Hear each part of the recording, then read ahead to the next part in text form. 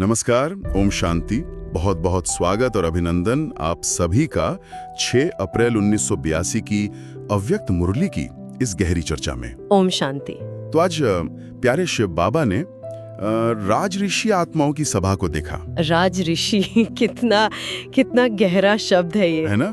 मतलब जो अपनी आंतरिक दुनिया के राजा भी हैं, स्वराज्य अधिकारी और साथ ही सर्वत्यागी भी, सब कुछ जैसे बाबा पर न्योछावर। बिल्कुल। और बाबा ने सीधा यही सवाल पूछा कि भाई जीवन में ये जो दो स्वरूप हैं, अधिकारी और त्यागी, इनका संतुलन कहाँ तक लाए हैं हम? हाँ। क्योंकि यही संतुलन बाबा के दिल के सबसे करीब लाता है। हाँ। बाबा चाहते हैं हम अधिकारी बने, पर कौन सा अधिकार? हाँ, सबसे पहले स्वयं पर अधिकार। बिल्कुल। और उसकी शुरुआत होती है सच्चे त्याग से।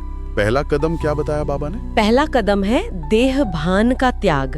मतलब ये जो पकड़ है ना, मैं शरीर हूँ, ये गलत पहचान, इसको छोड़ना। अच्छा। जैसे ही इसे छोड़ते हैं तो आत्मा मालिक बन जाती है, अपने मन, बुद्धि, संस्कारों की मालिक। और यहीं पर बाबा एक बहुत बहुत जरूरी बात सामने लाते हैं जी, कि दास्ता और अधिकार ये साथ साथ नहीं चल सकते। बिल्कुल नहीं चल सकते। या तो हम अपने कर्मेंद्रियों के या परिस्थितियों के या पुराने संस्कारों के दास हैं, या फिर आत्मा मालिक बनकर उन पर राज्य करने वाले अधिकारी।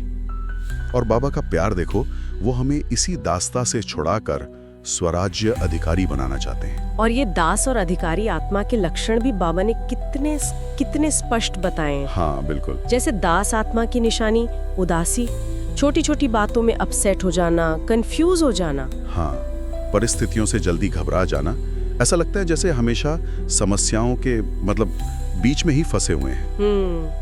खुद को हमेशा परीक्षाओं के मझधार में महसूस करते हैं। जी, बाबा ये लक्षण इसीलिए बताते हैं ताकि हम खुद को चेक कर सके, है ना? बिल्कुल। और दूसरी तरफ है अधिकारी आत्मा। वाह।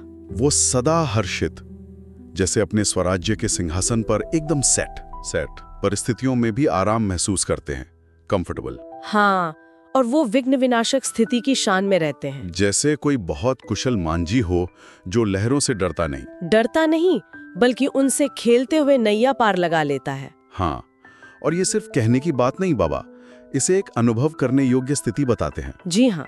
और देखो, दास आत्मा की स्थिति को बाबा ने एक कहानी से भी समझाया, वो चूमे बिल्ली वाली। हाँ, कि कैसे वो एक इंद्रिय के धोखे से, जैसे चूहे से निकलते हैं, तो फिर दूसरी आ जाती है बिल्ली, फिर कोई तीसरा, कोई पुराना संस्कार जैसे शेर, वो वार कर देता है। और बस इसी चक्कर में उलझे रहते हैं और फिर उदास हो जाते हैं। बाबा कितने प्यार से हमें इस चक्रव्यूह से निकलने की युक्ति दे रहे हैं। तो फिर रास्ता क्या है इस उलझन से बाहर आने का? बाबा क्या कहते हैं? बाबा कहते हैं अर्जियां बंद करो, मतलब शिकायतें करना बंद, दूसरों को या परिस्थितियों को दोष देना बंद। बिल्कुल बंद, और बस एक बाप की मर्जी पर चलो। और बाप की मर्जी क्या है? बहुत सीधी और बहुत प्यारी मर्जी है बाबा की। हर बच्चा शुभ चिंतक बने, स्व कल्याणी बने और फिर विश्व कल्याणी। बस बाप के कदम पर कदम रखो। फॉलो फादर, उनकी दी हुई शिक्षा, उनका जीने का तरीका, उसको पूरी तरह अपना लो, व्यर्थ सोचने की आंखें बंद, और बस श्रीमत पर चलते चलो। बिल्कुल। बाबा ने इन कर्मेंद्रियों के जाल को वो मकड़ी के जाल जैसा भी बताया है ना? हाँ बिल्कुल है। तो ये इंद्रियां छोटी छोटी से, पर इनका जाल इतना फैल जाता है कि आत्मा जैसे एक रूहानी बेहोशी में चली जाती है। और उस बेहोशी में आत्मा क्या करती है? व्यर्थ बोलती है, अपनी सफाई देती है, स्पष्टीकरण देती है, पर सब बेअर्थ, उसका कोई मतलब नहीं होता।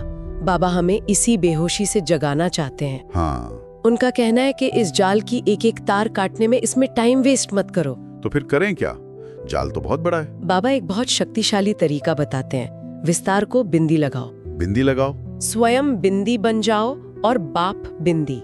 प्यारे परमात्मा शिव बाबा में समा जाओ, लवलीन हो जाओ। वाह, कितना सहज और कितना गहरा समाधान है। यही है मास्टर बीज रूप स्थिति।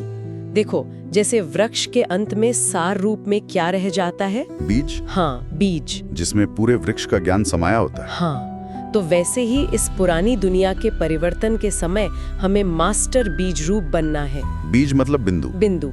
सारा ज्ञान, गुण, शक्तियाँ, सबका सागर बाप, वो इस बिंदु रूप स्थिति में समा जाता है।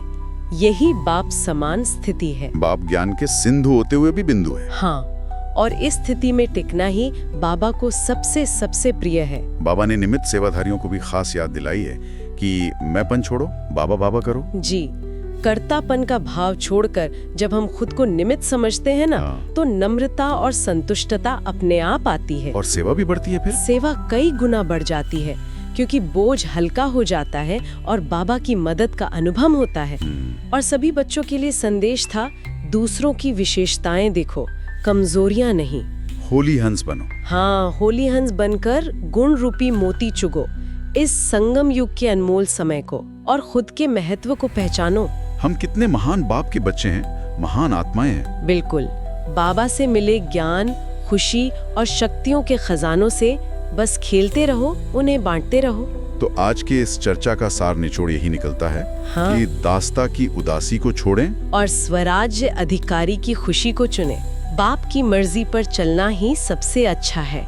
व्यर्थ संकल्पों की आंखें बंद करें। हाँ, और सबसे शक्तिशाली स्थिति वो है स्वयं को आत्मा एक ज्योति बिंदु अनुभव कर बाप बिंदी में लवलीन हो जाना। मास्टर बीज रूप स्थिति में स्थित रहना। बिल्कुल, यही सच्ची शांति, सच्ची खुशी और शक्ति का वो खजाना है जो बाबा हमें देना चाहते हैं। तो ये मुरली वाकई हमें ये सोचने पर मजबूर करती है कि हम हर पल कहाँ खड़े हैं।